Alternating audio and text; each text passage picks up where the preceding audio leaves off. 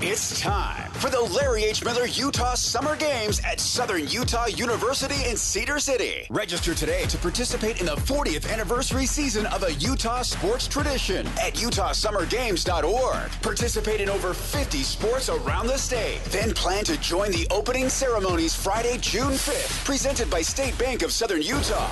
Register today to participate in the 40th anniversary season of the Larry H. Miller Utah Summer Games. Welcome back in, Jay Stevens, man. We got a lot to discuss with our man, Jay. Jay, good morning. Good morning. Yeah, a lot of stuff happened last night. Host of the Utah Puck Report. Watching the game, I'm wondering, the start, first period and into the second, but especially the first, it seemed like that Vegas was trying to send a message, we're going to be tougher and rough you up. Did you get that sense? Oh, yeah, 100%. Vegas was very eager to welcome Utah to playoff hockey. They made sure that it was physical on the end of the night. Vegas had 52 hits. Utah had 30. So there was just that part of the game. But I also liked, we talking about the first period and playing your game. Utah looked really good at the beginning of that game. And I think maybe even 40 of the 60 minutes, I thought Utah was the better offensive-looking team. I think they had more chances in their building, which is always a big thing. I thought they created more opportunity, but they definitely took the brunt of Vegas's physicality. Vegas has to do that, don't they? Isn't Utah the quicker, faster team? And if it just comes down to speed, then it's going to be advantage Mammoth. So Vegas has to do this, don't they? Yeah, 100%. That's Vegas's game. They're big. They're physical. Even their skill guys, Mark Stone and Tomas Hertl, they're big, and they can play a physical game. So that's what they're built for. Teams like that are built for playoff hockey, and they have to do something to shut down the speed. Utah has the speed. Utah has more depth. I mean, having 6 20-goal scorers on your roster across all 4 lines is hard to compete against for most teams. So seeing Utah try to figure out the physicality, but yeah, that's the only way Vegas is going to try to match that speed is to shut it down, clog up the neutral zone, make the offensive zone really muddy for Utah. Try to just use physicality and pin everybody against the boards and keep them out of the middle. Do you think Nick Dowd really wants to kill Cooley? I think during playoffs, everybody wants to kill everybody. And, man, what a huge pickup for Vegas, picking up Dowd at the trade deadline. I mean, he was definitely noticeable last night. Do you think, and they were putting up all this stuff on experience, all the graphics and all that, and it felt like the Mammoth ratcheted up their game and matched it for 2 periods, and the Vegas was able to double down a third time. How much is that emotion sustainable? And can Vegas bring that level again? Or is this something we're going to see cranked up game to game, and it's actually going to get more intense with each passing game? Like I felt like the Mammoth raised the bar. I just wonder how much more they have to raise it. Yeah, they're going to have to raise it a little bit, and you're nailing those things right on. I mean, Vegas did what they were supposed to do. I thought Utah came out and controlled their emotions pretty well. I mean, they looked great in that first 15 minutes of the first period. What really shifted it was that penalty. And the penalty kill for Utah, which struggled just a little bit, but Vegas had one of the top. They're one of the only teams in the league they were in the top 10 for power play and penalty kill. So you knew it had to stay out of the box for Utah to win. And Utah kind of fell into that trap of falling for Vegas's shots after the whistle, little kidney punches here and there, and Utah needs to learn to, you can get involved in those scrums and you can stick up for each other, but you can't do something that crosses the line and puts your team down a guy because, one penalty, one power play goal against, that's all it really took to take the momentum away from Utah. So you're going to see more emotion. You've got guys that were just punching each other in the face 2 nights ago. They're going to be sore from that punch when the game starts tomorrow night, right? So there are going to be some grudges. There's going to be some hurt feelings. Expect the emotion, the physicality, and the intensity to go up even another level. And that's a fine line, Jay, is what you're saying there, because I can appreciate that. And at the same time, you don't want to get out of what you do and what you're capable of doing and what got you to this point. So how do you think they handle that? Yeah, and that's what Bear was saying. Like, they knew they had to increase their physicality, but they can't forget how they got to the playoffs. And that's by keeping their head, playing their system. I think Utah in the third period, even when it was tied and then again when they went down a goal, they didn't change from, like, you still saw them get really good scoring opportunities. I thought it was unfortunate the turnover happened right when they were pulling Veggie out of the net to give him the empty netter, because I think if you would have seen Utah get some structure and some offensive zone time right there with the extra attacker, I think you were going to see a real good push. You ended up seeing some pretty good scoring opportunities anyway. But that's the key, is Utah has to play physical. It has to be more than just, that fourth line throwing their body around. Krause led the team. I think he had 9 hits.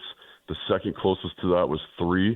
Everybody's got to learn to hit, finish every check. If somebody on the other team has the puck or touches the puck, they have to be hit. That's just the rule of playoff hockey. You have to play physical. But at the same time, you hit the person and you skate away from it, and you just send that message that I'm here to play physical, but I'm not here to play stupid.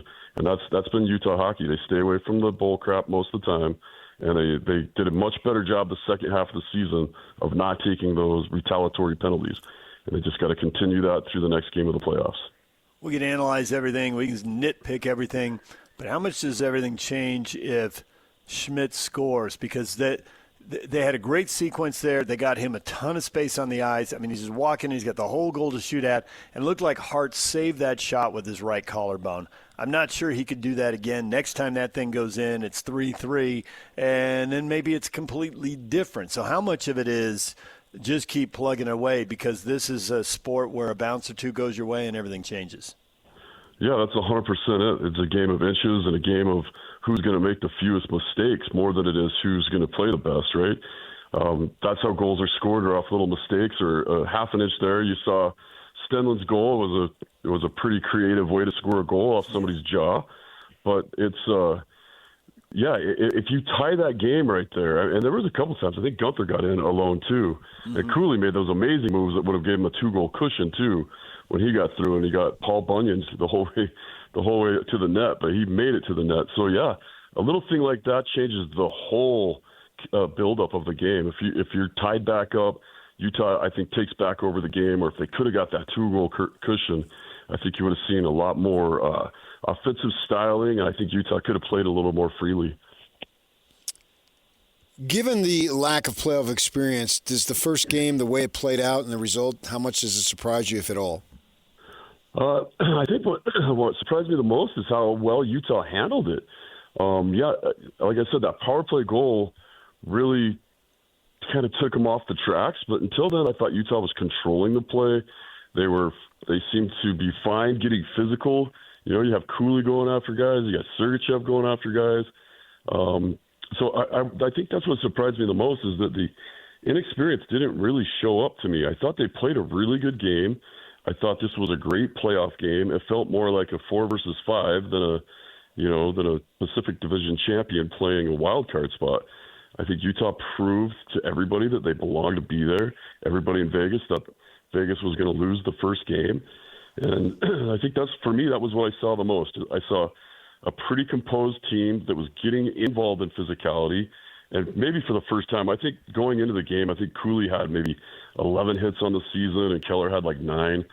So they're going to have to increase that physicality. But other than that, I was actually really impressed with Utah's game. And, it came down to just a couple lucky bounces. And really surprising that they called a hooking penalty with all the physicality that was going on. And I didn't think that hook from Kerfoot affected the play at all. I saw a lot of hooks like that and cross checks that were being let go. So I'm really surprised it came down to that kind of a play with such a physical and emotional game. But Utah seems ready, and I think we're going to see a better performance in Game 2. One thing for them, I think, to lean into, I thought the passing was really crisp there in Game 1. The passing that set up the first goal was really good, and you've already talked about some of those other chances. Again, it was, the spacing, the vision, the passing, it just seemed like sometimes you guys need like a second touch. They don't quite, I don't know if they're taking the eye off the puck or whatever. You can't be on point all the time. But it seemed really crisp last night. That seems like an advantage for them and something that could create a little offense where it was a little lacking in game one. Yeah, and that's one of the things that we talk about all the time. Utah's fast. We talk about Utah's speed all the time, and you assume that they're just talking about how fast they can skate. But it's the decision-making and the passing and those one-touch passes. I mean, those guys are thinking circles around a lot of the defenders on the ice. They're that creative.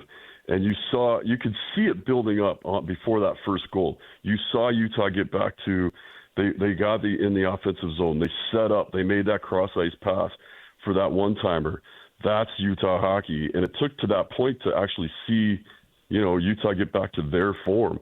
The other thing Utah didn't do that they did a lot and had success against on Vegas is doing a dump and chase on one of the bottom 2D for Vegas, knowing when those two are on the ice, making sure you're doing that dump and chase, getting back to that kind of style, make those guys turn, chase the puck, and then punish them when they touch it.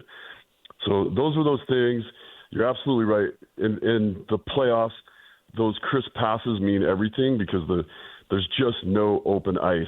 The minute the puck's on your stick, somebody else's stick is on your stick. So you've got to be quick with that pass. You got to spread the ice out a little bit more. Vegas did a good job of clogging up the middle in the third period and trying to cut off those passing lanes. But I think that's what you'll see. I think Utah, they all have experience now. They all have playoff experience. That was the other night, and now you're gonna see them get back to their game, be who they were, make those stretch passes and those clean, crisp passes through the neutral zone, and hopefully better breakouts. That was the other thing that kind of fell apart, was breaking out of the zone. So far, it looks like Vegas' decision to change coaches is one of the best decisions the franchise has ever made. How do you explain this great run they've been on since they got Tortella in there? Yeah, it's funny, and I said it a few times. I don't know if a lot of people agree with me or not, but typically when you have a coaching change, you do have a little bit of a run, 5 or 6 game win, something like that, right? I don't know what it is that changes. But they're giving Torch too much credit in my book, because the other thing that happened the exact same time is they got Carter Hart back from injury. Yeah. Who he played at the beginning of the season and then missed a ton of the season. Right. And Vegas was really down on Aiden Hill. He wasn't playing great. He was at an 88% save average. Here comes Carter Hart at the exact same time they fire their coach, and I think that stabilized the team. Does Torch deserve some credit? Absolutely. I don't think he changed the lines. I don't think he changed the system. I don't think he changed a lot of stuff that went on. I think the biggest thing that happens is that you've got Carter Hart back in the net, and he's a phenomenal goaltender. So what do you expect to see in Game 2 out of the gate? A lot of physicality and Utah needs to take the game to Vegas, kind of the same way they did in Game 1. I expect to see Utah trying to use better passing. You might see some changes in the lineups. I was really surprised to see McBain on line 4. I think he's better with Kerfoot, so I think you'll see some line changes possibly. Put McBain into line 3 and maybe move Carcone down. But there's got to be a little bit of an adaptation to make sure that you've got scoring power on all 4 lines and physicality on 4 lines. It's funny that besides Lawson Krause and his 9 hits, some of the top hitters were Brandon Tanev and Kerfoot and Carcone, who are barely 6 feet tall. Our smallest guys are throwing the most hits. So I think the rest of the lines need to throw more hits. You need to see Cooley throwing more hits. You need to see Keller and Schmaltz throwing more hits. So that's what I think you'll see, the increased physicality. And I'd really love to say that Bear's going to rein them in on the stuff after the whistle, but that's hard to do when the emotions are in there and everybody's so competitive.